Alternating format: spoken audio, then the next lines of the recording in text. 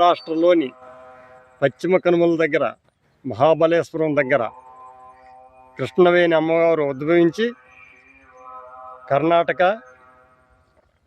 తెలంగాణ, ఆంధ్రప్రదేశ్,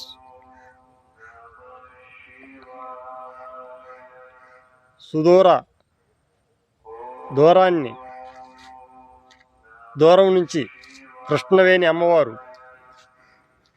ప్రయాణం చేస్తూ కోడూరు మండలం సాగర సంగమం దగ్గర బంగాళాఖాతంలో కలుస్తుంది. 4-5 రాష్ట్రాలకు ప్రజలకు జలసిరులను అందిస్తున్న కృష్ణవేణి కృష్ణమ్మ తల్లి ఆశీస్సులతో జీవనాడిగా ప్రవహిస్తున్నది.